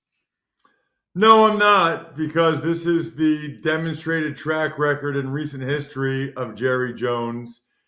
You know, I think he decided, guys, a while ago that winning on the field is really, really hard to do and almost impossible to control. And I think he's decided that he wants to win off the field. He wants to win with what came out this week, where I think it was Sportico said that they are by far the most valuable franchise in the world, almost $13 billion. I think that's the priority. And so for him, he's going to milk every ounce out of this Micah Parsons drama as he can. You know, I think he probably calculates that if you have a star player contract holdout during training camp, the amount of attention that you get, including on shows like this, is worth millions of dollars. And he wants the Cowboys in the news. He even said that this week publicly. He stirs things up if there's nothing going on, so that the Cowboys remain in the news for 365 days a year. And he doesn't care that when he pays Micah Parsons $42 million per year in September or in a couple weeks from now, and he could have gotten him for $7 million a year less a year ago. He doesn't care that that negatively affects the cap, negatively affects their ability to field the best team possible. He cares, I think, more than that about winning off the field, winning at the cash register, which they continually do. Yeah, have always been convinced that Jerry Jones can rationalize the bigger price tag that he's paid. He will pay Micah Parsons. He did pay CD. He did pay Dak Prescott, because it's worth it to be in the headlines, and he loves to be in the headlines. But I think the Micah Parsons Cowboys fiasco circus has probably been the second biggest headline in the NFL offseason. I think Shedeur Sanders, though, has probably dominated a majority of the NFL discussion, at least in the preseason. We learned that he's been dealing with an oblique injury. He has been out of practice the last couple of days. Dillon Gabriel, it looks like, will get more of the reps and possibly the starting gig for their second preseason game. For the Browns, how do you approach this quarterback room? You know, we heard Kevin Stefanski said we're not going to let 3/4 of a preseason game change our offseason plans. But if you're the Browns, at what point do you kind of have to change your offseason plans based off of what you're seeing in games? Well, so I do the Eagles preseason games on television. So I'll be doing Eagles Browns on Saturday. So I was at the joint practice yesterday, and I didn't understand why Shedeur wasn't playing. I didn't understand why he wasn't out there. I think we found out towards the end of practice that he had strained his oblique. And I just got to say this, right? I played very briefly for the Browns for like a month. I don't believe that they're cursed. I don't really believe in curses. But they have 3 injured quarterbacks. Now, I know you guys know this, but they wear different colored jerseys. Like, all the Browns yesterday were wearing brown jerseys, except for the quarterbacks who were wearing an orange jersey. You're not allowed to touch them. I would have thought, I just said this on social media, at Ross Tucker NFL, I would have thought it was impossible for 3 quarterbacks to get hurt for one team in training camp when you're not allowed to touch them. Kenny Pickett hamstring, Dillon Gabriel hamstring, now Shedeur Sanders with the oblique. What is going on? And then to your bigger point, Caroline, your bigger question, I think that they probably deep down know they're not going anywhere this year. I mean, if things went really well this year, what would they do? 7-10? If everything went well, that's like best case scenario. Based on the trade down with the Jaguars, the Travis Hunter trade, the Browns signaled loud and clear that winning this year is not the priority. They're taking the long-term view of this. It seems highly likely that they would draft a quarterback high in next year's draft, which is all the more reason to find out exactly what you have in Dillon Gabriel and Shedeur Sanders this year, right? It's almost like they're both lottery tickets. They're not first-round picks. They're not even second-round picks. I would play both those guys almost the whole season. Are they – maybe you hit on one of them. Maybe Shedeur's a starter, or maybe he's just a very inexpensive backup. But at least you know that. I don't think it makes a lot of sense on a team that's not going to be very good to start 40-year-old Joe Flacco. I think they're only doing that because they have a tough schedule to start the year, and they don't know that Gabriel or Shedeur would be ready to handle that. They don't want to throw them out there to the wolves, so to speak. But it feels to me like every game the Browns play this year that isn't started by Gabriel or Shedeur Sanders feels like a wasted opportunity to allow those guys to develop and show what they really – we know what Joe Flacco is. We've known what Joe Flacco is for 20 years at this point. I love Joe Flacco. I don't need to watch him play. Like, the Browns certainly don't need to have him out there. He's at least a proven commodity, that Joe Flacco is. Well, from an injury in Browns camp to an injury in Los Angeles, Chargers left tackle Rashawn Slater will miss the entire 2025 season with a torn patellar tendon. You were an offensive lineman in the National Football League. The Chargers and the way that Jim Harbaugh wants to play football, it is based in the offensive line. He even said to reporters before the draft last year, look, I view offensive linemen as skill position players. So having that understanding of how much emphasis Harbaugh puts on the offensive line, now you're moving Joe Alt from the right side over to the left side from your kind of offensive lineman expertise. How detrimental can that be? Yeah, I think it's devastating. I really, really do. I think you can argue that Rashawn is their best player. I mean, certainly I wouldn't say most valuable. Obviously, that's Justin Herbert. But, you know, they are built along the offensive line. I mean, that's why they gave him $114 million for 4 years. It's why they took Joe Alt in the top 10 last year. What they really did by moving Joe Alt is they got worse at two positions, right? I mean, I don't think Alt is going to be as good as Slater, especially switching sides, although I know he played that at Notre Dame. And then now it looks like it'll be Pipkins back at right tackle. That's a significant drop-off from Alt. If they thought Pipkins was a starting right tackle, they wouldn't have drafted Alt last year. There's a chance that Mekhi Becton, their right guard that they signed from Philadelphia in free agency, that he's not available for the opener. So, and then you got the whole Najee Harris eye thing. I mean, you know, with some teams, I'm not saying it's the death knell of the Chargers. It's not.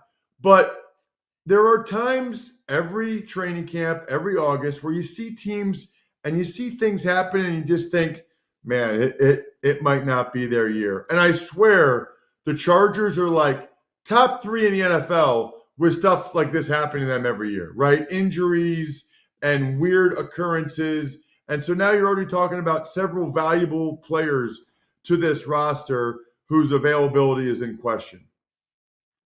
All right, Ross, weirdest story in the NFL that I can't figure out. Lamar and Aikman going after the number 8 in a trademark suit. Like, what the heck is going on with all of that? I have no idea. I also didn't know you could trademark a number. Like, it's a number. I mean, if you can trademark a number, I'm going to go trademark 23. Like, does Michael Jordan not have number 23 trademarked? I really don't know what that even means in terms of trademarking a number. So I'm glad I'm not a lawyer. I'm glad I don't have to try to figure that out. I guess it didn't work, and Aikman still gets to keep it. Troy did send me a case of his beer that's called 8. It's pretty good, actually. It's pretty good light lager that he sent me one time. So I appreciate that, Troy, if you're watching. But no, I have no idea what the thought process is or how you're even able to trademark a number or any of those legalities. I don't know. I mean, Lamar Jackson, he's fighting over this, but he doesn't show up for the offseason program. And I think it was $750,000 2 years in a row that he just gave up by not being there for the offseason program. He's making so much money that maybe he won't care, but I don't know. I had teammates that gave up big workout bonuses, and let's just say they very much regret it now. That's free money. I will only say this: Aikman missed something by not being Aikman. I'm just throwing it out there, Troy. If that works, if Troy Aikman becomes a thing, Troy, just give me a little tiny cut. Okay, Ross, you're joining us on behalf of FutureFans.com, the best way to get your kids to love and understand football. Tell everybody what you're doing. So I don't know if you guys have kids or not. It is like impossible to get kids between like 4 and 10 to actually just sit there and watch the game with you. Now, my daughters are 12 and 13 now, but they wouldn't sit and watch the games with me. They wanted to be on their iPad. They want to be doing this or that. So these guys at futurefans.com, they cracked the code. They're Bengals fans who 3 years ago, whenever that was, they couldn't get their kids to watch the Bengals playoff run with them. Their kids said, we'll watch next year. Like, no, we're Bengals fans. The Bengals never go to the AFC Championship game in the Super Bowl. Sit down on your butt and watch the game. That doesn't work, okay? What these guys have done at futurefans.com, that works, right? The storybook, the activity box. If you have anybody with kids or you know anybody, give yourself a gift. Futurefans.com. You know how worth it would be to have your kids sit next to you and watch like Fitz, you and watching the Raiders every week. Like maybe that's not a good idea, but that's okay. At any point, the point is we all want to have that same shared experience I had with my dad growing up watching the Eagles. Kids are not growing up that way. Futurefans.com is fixing it. I love football. I want to try to grow the game. Futurefans.com is doing it. Yeah, beautiful. I mean, I am a Raiders fan because I've watched those games with my dad. You're totally right. Futurefans.com. Follow him on social media at Ross Tucker NFL. Ross, appreciate your time and your insight, my friend. Thanks for hanging out with us. My pleasure. Congrats on the new show, guys. You're doing a great job. Thank you. Thanks so much, Ross. That. Plenty left to come as we break down what it means for Caleb. He's actually going to play this weekend. All eyes will be in Chicago. We'll figure it out next.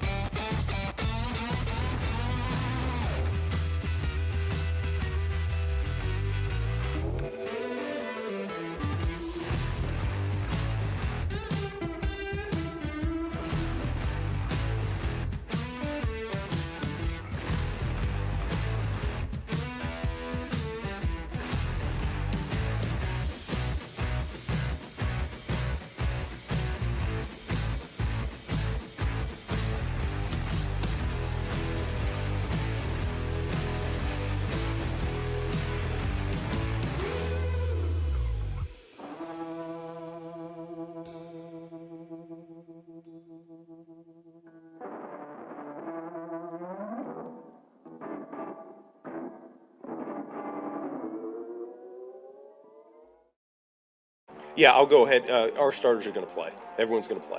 What's the value of that? Well, last week, and really all through camp, I've been pretty consistent with the thought of reps are the most important thing to get him up to speed. And by the plan that we had a week ago, we were able to get him probably somewhere between 80 and 100 more reps than we would have been able to do had he played in the game. This week, it's a different schedule, different length of time in terms of in between games and all that. And so our plan right now is the guys that sat out last week, they will be playing this week. Thank God Caleb Williams is going to be on the field. You just heard it from Ben Johnson as he announces the starters will play for the preseason game in Chicago this weekend. Caroline Fenton, Jason Fitz, Yahoo Sports Daily. Look, Caroline, I was watching Get Up yesterday, and I actually saw a conversation about what we're supposed to think if Caleb Williams doesn't play. People have been freaking out because he didn't play in the preseason yet. And I, for one, am looking at it saying, hey, sometimes there's a process. Ben Johnson just told us there was a calculated process to the entire thing that they're doing. It doesn't all have to be wild conspiracy theories every time. Well, I would just like to believe that Ben Johnson was tuning into Yahoo Sports Daily earlier this week when I questioned why Caleb Williams wasn't playing. So maybe Ben Johnson was just taking a page out of my playbook. I would at least like to believe that. And I understand there's a process. Ben Johnson has more football knowledge in his pinky than I will ever have in my entire life. But I just have to question, why is that best for the process? Why is sitting on the sidelines and not playing in a preseason game best for the process for a second-year quarterback that has a new head coach and a new offensive system? Because I would be shocked if Caleb Williams played the third preseason game. I mean, no starters in the NFL play in that third preseason game. So now Caleb Williams is only getting, I doubt he's going to play all 4 quarters of the second preseason game. So what, he gets a handful of series, maybe a half of preseason work before we actually see live snaps in the regular season. Like, I don't know why that process is the best one. I guess my question is, I'm not doubting that it is. We'll see. I just wonder why that's the process when we see Joe Burrow and Bryce Young and Patrick Mahomes play in the first game in the preseason. I think it's probably a fair question by you. Well, it is a fair question by you. And I think, just speculation, my answer would be, did they have a certain number of reps they wanted to get time on task before they put it out in front of everybody? Or were there other players that created variables? If your starting quarterback is playing, then your starting offensive line needs to play. And you don't want to put your quarterback at risk. So I think there's probably some of those conditions, but I think the bigger part of this is you just have to know the noise. And that's one thing that I understand players and coaches and clubs tell you, that they shut it out. When you have an honest conversation, I've been lucky enough in my career to have a few of them with players. Most of them will tell you, you try your best to shut out the noise, but you still hear some of it. You got to know the noise you're creating when Caleb doesn't play, especially when so much of the footage from practice is frankly looked terrifying. Like Caleb Williams, the nuggets that have made it out on camera from practice have not just looked bad, they've looked god-awful. So now when you combine that with the only information we have, which is he's not playing in the first preseason game, of course we're all looking at it and saying, well, is there a problem? You don't want to trot him out there? And that was the crux of the conversation I saw earlier this week from some experts that were sitting there saying, if he doesn't play at all in the preseason, does that mean he's not ready? Those are the questions that are going to be created, and they're fair questions. The hardest part about this, I keep going back to, is we saw in quarterback, we saw Goff talk about Ben Johnson and guys being on the same page and the language and all of these things. And then we've heard Ben Johnson say clearly that this is a rebuild all the way from the studs with Caleb. Well, if that's the case, I do think it's fair to look at it and say, has there been enough time on task in practices, in meetings, in preseason, and all of those things? Because there won't be grace offered in week 1 if this doesn't look right. Like there's a level of expectation when you are the highest touted coaching hire of the cycle and you are a number 1 overall pick from the draft just a year ago. There are going to be immediate expectations that this offense looks competent. So right now, I think everybody's buckling up for this weekend, because if it looks tragically bad or wildly safe, I don't know how patient everybody's going to feel about analyzing the Bears. And you don't really have much of a ramping up period in the regular season. You start with the Vikings, you go to Detroit, then you get the Cowboys. No offense, Fitz. Then you got a little bit of a reprieve when you go to the Raiders. Then you have a bye week. The strays I'm catching on. You know what? That Raiders just that the Raiders truth. Defense is bad. The It's Raiders just the defense truth. is bad. Raiders going to beat the Bears, though.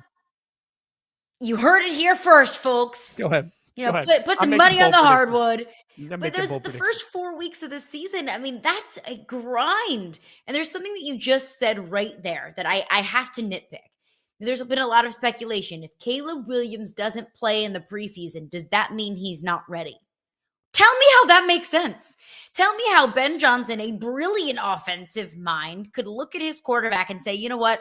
He's not ready, so he's going to get less reps and he's going to get fewer looks, and we're not going to give him the opportunity to get live game looks. Like, How does that make sense other than we are trying to protect Caleb Williams from the court of public opinion and the criticism that would inevitably come if he plays in a preseason game and stinks it up? If you're not playing, that right there is the tin hat. Yeah, but what is that? Like, how does that make sense? I'm an Get off Twitter. Like, anti-conspiracy who theorist. cares?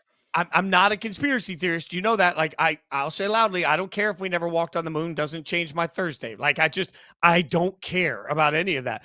But the logic I've heard presented on their protecting Caleb is it looks so bad in practice and he doesn't really have a grasp of the offense and they don't want to put him out there where everybody's going to be asking questions and it's not going to look good. That's the conspiracy. This is the NFL. This is the NFL. And if you can't handle it, you can't be in it. And I think there's been questions about Caleb Williams' ability to take the heat, right? Remember when he was at USC and they lost that game to Oregon, he jumped up in the stands and was crying to his mom. And look, I will be the last person to say that you shouldn't show your emotions or be emotional or show how, a loss can affect you. Like, absolutely. I think that we need to promote more of that. But when you're a quarterback and a leader of a team and you dodge post-game questions in a really difficult loss because you're crying to your mom, like, that's not a good look at all for a leader in sports and in anything.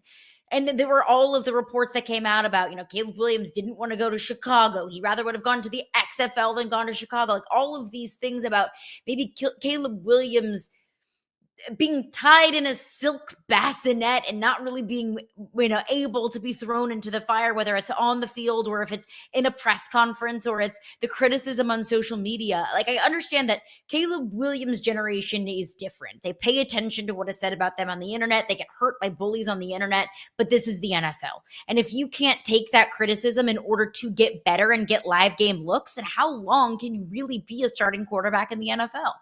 I guess the counter to that, though, is, and again, I feel like I'm arguing a point that isn't even mine, but the counter would be you got to know your quarterback. You got to know your players, right? So if you happen to have a quarterback that is sensitive and, does seem to pay attention to those things. I've been in locker rooms where things I've said on radio or TV have come back and players have walked up to me and been like, I didn't appreciate this. And my first thought has always been, man, don't you have better things to do than listen to my radio show in the middle of the day? Like, it's just sort of surprises me, right? But I think that's what we start to realize is that some people, it does hit different. And I'll say loud and proud, like I often credit Dan Orlovsky, my buddy, for being able, you could say whatever you want on social media to Dan. I've actually texted Dan before and been like, hey, saw what people are saying today. I'm really sorry you're dealing with that today. And he comes back and he's like, yeah, I don't care. Like, Dan is like that. He just doesn't care. Yeah. I can look at that comment and just it will sit in my head for 2 days. That's why I'm not a professional athlete. I'll sit there and be like, why are they being so mean? I think that everybody's wired a little differently. I don't know Caleb, but it's up to the coaching staff to know him. So I think the concept of protecting him emotionally is not one I necessarily agree with, but I think the argument makes sense. I can stack the logic bricks together, given the fact that, like you said, he is known as a more sensitive type, and there is no grace. I was stunned, absolutely stunned to see bad throws from practice just all over the place on Twitter as some indication that Caleb Williams is an incompetent quarterback. Like, does his film at USC not matter at all to anybody anymore? But that's the society we're in. We would rather break down one bad day of practice throwing at a target than we would actually sit there and watch some of the film that he has and say, hey, yeah, there's some issues that they're going to coach through, but he was the number one pick for a reason. But also, like, none of those things matter. And when you are a quarterback in the NFL, you are going to be on the highest of highs. And you are probably going to be pretty close to the lowest of lows. You're going to have some pretty low lows. That is just life in the National Football League. So it doesn't matter if you're in year 2 or in year 22. Those things are going to come at you. And I'll use my example in our careers, right? We put our opinions in public for a living. Like, that's a pretty vulnerable place to be. Obviously, we're not starting quarterbacks in the NFL, but I remember starting off in my career, I had horrific takes and, said incorrect information and got absolutely ripped apart and torn apart on social media. That was humbling and that was scary. And there were so many times where I thought, I just don't feel like being made fun of today. I don't feel like reading mean things about me today. And somebody that is very important to me and a mentor to me said, what, are you going to step away from it? What are you going to be scared of it? Because the only way that you're going to get better is by continuing to show up in front of the microphone and continue to share your opinions and create calluses and get better. You don't get better by being scared of what people might say about you. Again, that's being a radio show host and a talk show host, not a quarterback in the NFL. But how is Caleb Williams supposed to get better if he isn't putting himself out there and actually doing it? I agree with that. And I think a lot of this realistically, reasonably will calm down this weekend. I think when Caleb comes out and has a competent control of a very vanilla game plan against a very vanilla defense because it's preseason, we'll all look at it and take a collective sigh of relief. And I also think that it's okay to admit that it's going to take a minute in this season. Like the concept that Ben Johnson and Caleb Williams wake up tomorrow and suddenly they are as dynamic as Jared Goff and Ben Johnson have been for the last several years, I think is a failed one. Jared Goff has spent a lot of time in this league, and Ben Johnson spent a lot of time working with him. Over time, can they be as successful? Heck yeah. And do I believe the Bears have a real opportunity to be good? Yes. Do I think that has to be reflected in week 4 against the Raiders? No, I don't. And I'm not going to judge them harshly early on in the season if they have growing pains. By the time we get to Thanksgiving, I might judge them harshly. Speaking of Thanksgiving, I don't know if you saw this, but Chiefs Cowboys Thanksgiving Day has been slated for Thanksgiving Day at 4:30 p.m. Eastern. So, my God. And I saw an NFL executive said last year that playing the Chiefs on TV is like printing money at this point. So you've got the two biggest brands. I don't even know. Collectively, I can't even imagine what this number is going to do. It's going to be historic.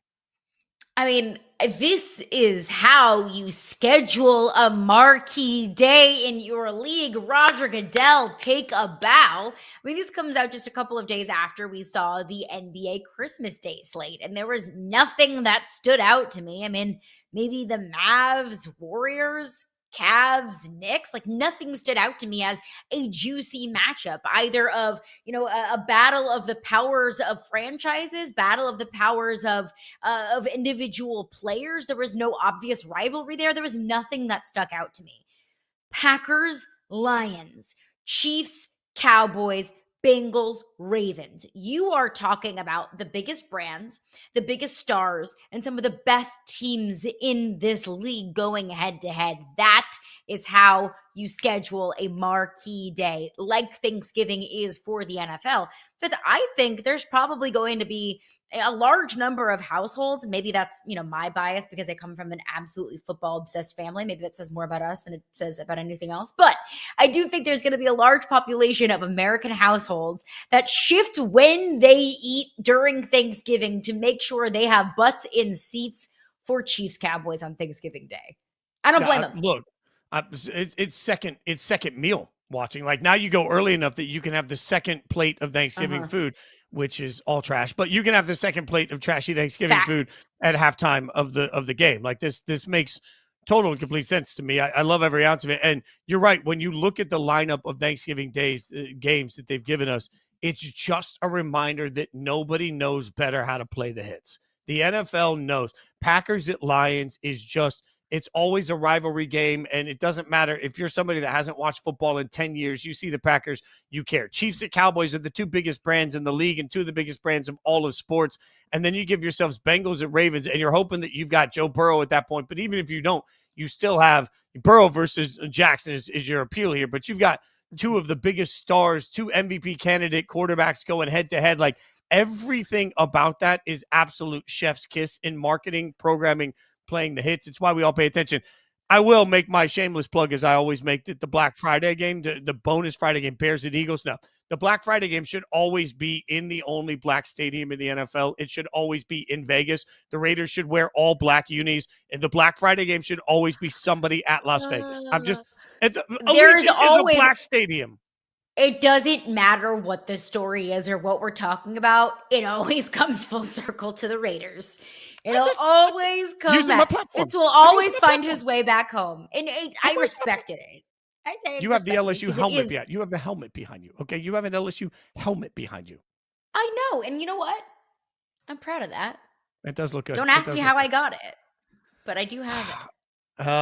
Look, I was standing on the sidelines about 10 feet from you when LSU won the national championship. So I hope you stole it from a player in that championship game. Even if you didn't, that should be the story moving forward. The story of the movie week seems to be one sports movie that everybody can't get enough of.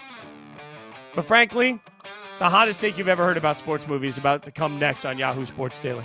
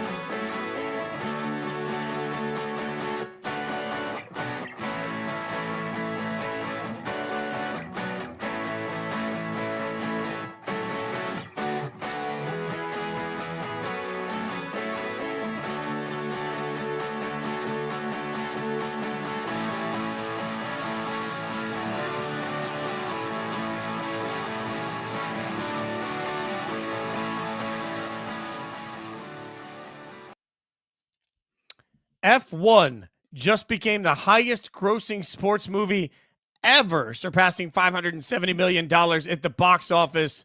Where does it rank amongst the greatest sports movies ever? Yahoo Sports asks that.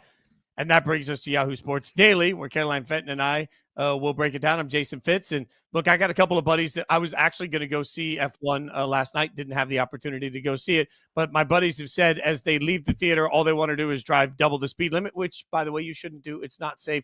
Where are we on F1 being the greatest sports movie of all time, Caroline? I haven't seen it, so this is a totally and completely uninformed take, but there's no way it can be one of the greatest sports movies of all time, right? Like, we have so many amazing, classic, feel-good, like, will forever be ingrained in our hearts kind of sports movies that I can't imagine Brad Pitt, as devilishly handsome as he is, driving a car around can beat some of those classics. Like, you can't tell me it beats Remember the Titans. Okay, well, let's do this here, Caroline. I'm going to let you be the movie expert, and I'm going to be both Siskel and Ebert. All right, so I got 2 thumbs. I'll give you 2 thumbs up, 2 thumbs down. You give me like your great sports movie, like that is on your list, better than F1. What do you got? So you're gonna do like the full like Gladiator thumbs up, thumbs down for me? Yeah. All right, let me just off rip think of some of my favorite sports movies of all time. I will start with Sandlot. I think that's my number 1. Okay. No, that's not. No, it is Jason Fitz. It is children playing baseball together and creating memories and making friendships. And what's bad about it? It's precious. What's good about? I mean, you're killing me, Smalls. Like, okay, like that was cute. Like, I saw Sandlot. It was fine. I've the never Wendy seen Peppercorn scene. You can't tell me that's one of the more iconic ones out there. I wouldn't know. I saw it like once. Like, whenever it's on, I don't sit there and say, "Oh my God, I got to sit here and watch Sandlot." Like, I do. It's okay. Like it gets it's the middle. It's not the bottom. It's just like it's fine. It's fine. All right, it's fine. What do you got next? Soul, sir. That's Angels in the outfield. Boom, down. What Angels so in the outfield? Cute. It's so sweet. Are you kidding? No, Angels in the. I don't think I've ever even made it entirely through Angels in the Outfield. What are we talking about here? Like, Well, then you don't get a say. Well, no, I mean, I tried to watch it. Like, if a movie's so bad I can't make it through it, then that means it sucked. It gets the 2 thumbs down. Angels in the Outfield gets the 2 thumbs down. Okay, I have one that you absolutely categorically cannot say is a great movie. Cinderella Man. What? Cinderella? I've Cinderella never even heard Man. this. Cinderella Man? It's fantastic. What is the actor's Cinderella name in Man? it? It's a boxing movie. And it takes place during the Great Depression. And like the father figure, it's like a couple and they have a couple of kids and they're living in the Great Depression. And he's like painting walls for a couple of scraps. Obviously suffering financially. That's what happens during depressions. History lesson there. So he goes back. He used to be a boxer. He goes back into boxing in order to make a bunch of money and to be able to put food on the table for his family. And he goes up against this boxer who has already killed 2 different men in the ring. Oh, it's amazing. Put it on the list. This might change your perspective on sports movies. I promise you, it's a great one. You have actually made me think of one. There's one sports movie I actually loved. There's one incredible sports movie. This might be the only sports movie I've ever liked in my life. And I didn't think about it until you mentioned a boxing movie. Warrior, back in 2011, Warrior was so good. And it was like 2 brothers that were forced to fight each other. And then it's an MMA sort of movie. Oh man, Warrior was great. Warrior, I would watch it on a flight and I was bawling. I was bawling by the end of it. Warrior, it's like Tom Hardy was in it. Warrior, I'll give 2 thumbs up. Okay. I think there is a physiological sort of connection between watching a movie on a plane and crying. I'll agree with that. Seriously, the saddest movies I've ever watched have been on planes. As good as Warrior was, Rocky is that overrated. Rocky's a fine movie. It's fine, but it's not like I'm not screaming at the top of my lungs for Rocky. I'm with you there. Rocky's fine. Rocky's a classique for a reason, but I've seen it once. I don't want to see it again. And I don't need to watch all 14 iterations of Rocky. I'm out of the man. Look, Blindside, 2 thumbs down. Cheesy. Remember the Titans? What are we doing? You cannot say that. Blindside, I do love the story, but after everything that's kind of come out about the family and totally, just soliciting this, innocent kid for money. So I don't know, the stories after it have made it, the luster wear off a little bit, but the movie itself, it's great. Sandra Bullock won an Oscar for a reason. I mean, Moneyball. Dumb. Moneyball was bad. Moneyball was real. Boring. It happened. Yeah, Moneyball was boring. Happy Gilmore's trash. Happy Gilmore 2 is trashy or trash. Sports movies also. If I want to watch sports, I'll just watch sports. I don't need to watch bad movies about them. We have breaking news that has just come into Yahoo Sports Daily. We have breaking news from Adam Schefter. We'll get it here for you. ESPN sources.